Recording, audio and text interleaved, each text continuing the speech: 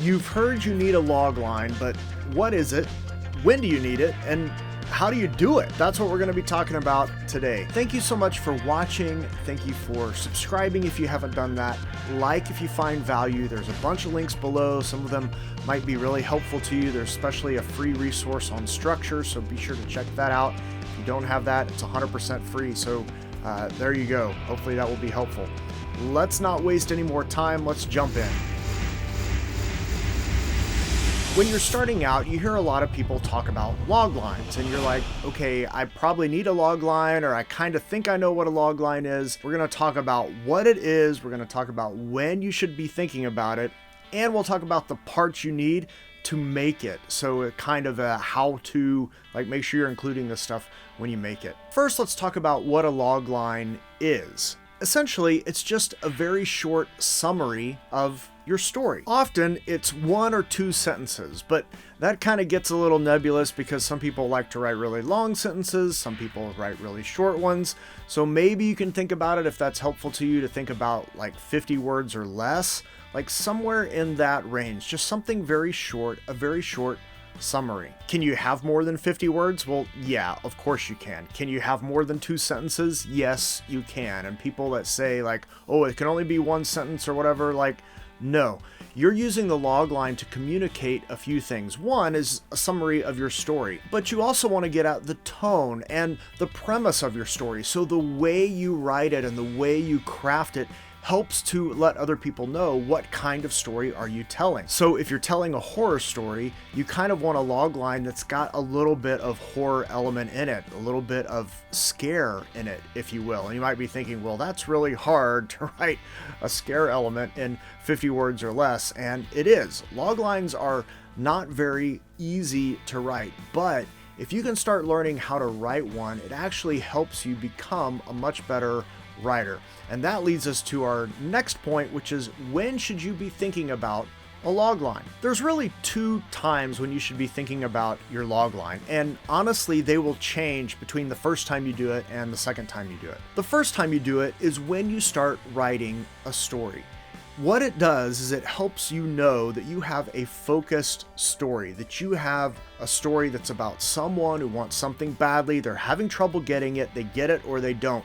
You want to know that before you start writing, and if you can boil it down to a log line, it's really helpful for you to understand the story and to then start planning it and breaking it down. The problem is, if you can't do it, you start writing your story, you think you kind of know where you're going, but then you end up off in the weeds, and all of a sudden you got a 200-page script, and that's way too long, and you're not even in the 3rd act yet, and you're just kind of going all over the place.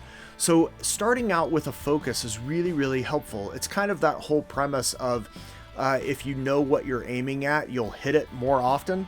So you're essentially creating a target for yourself. Here's the story I'm wanting to tell. So if you can narrow it down in a log line before you start telling your story, it's actually really helpful. The second time you'll need it is when you've finished with your story and you're ready to start showing it to people professionally. So you're trying to write a query letter to someone because you want to say like, hey, read my script. You would include your log line in your query letter. Or if you're submitting your script for contests or fellowships, most of the time in their application materials, they're wanting a log line of the story you are submitting. So you have to have it for all of those submissions. So you're going to write your story and then you'll figure out, okay, here's my log line of my story. Now, I mentioned earlier, sometimes it changes because when you're writing the story, you figure out new things or you figure out different ways to do things, and that could be actually really beneficial for your story, but it means you probably need to change your log line. So even if you wrote one at the beginning to kind of just help give you some focus, even if it was just kind of a loose idea, here's what my story is, you're going to want to revisit that after you finish your script before you start trying to submit it professionally. Again, contest fellowships are pretty much going to require that in the application materials. And then if you're sending a query letter, you're going to want to include that in the query letter. Okay, so how do you write one? Let's go back to our definition of story. A story is about someone who wants something badly, is having trouble getting it, and they get it or they don't. That's what a story is. Now, a log line pretty much includes all of those elements except for the last bit. We don't say in the log line what happens. We don't give the whole part of the story. You might have heard that thing like you're selling the sizzle, not the bacon, right? So you're selling the sizzle. You are selling the idea, the notion of your story. You don't include whether or not your main character gets whatever it is they're after. But I do need to make sure I note my main character. Who's the story about? Now, you don't mention their name and you don't give a bunch of background. What you do is you kind of give a little description just to give us a little hint of who they are. Some little sense of what this person is like. A teenage farm boy on a desert planet. An experienced oil driller. A Roman general. A risk-taking astronaut. So if you can just encapsulate your main character, just what is like their key characteristic? What is something that defines them so we can understand what this world is about? Then you want to give the goal or the stakes, right? The story is about someone who wants something badly. So what is it the main character wants? What are they after? What is it they are pursuing through the course of the story? On one hand, you could think of this as what does the character want and why do they want it? What is it going to cost them if they don't get the thing? So you've got a character, something they're going after and why they're going after it, so why it matters. You also want to mention who the antagonist is or the antagonistic force, if it's a disaster film or a zombie film or something like that. Like, what is going on that is preventing our main character from getting what they want? Remember, someone who wants something badly, they're having trouble getting it.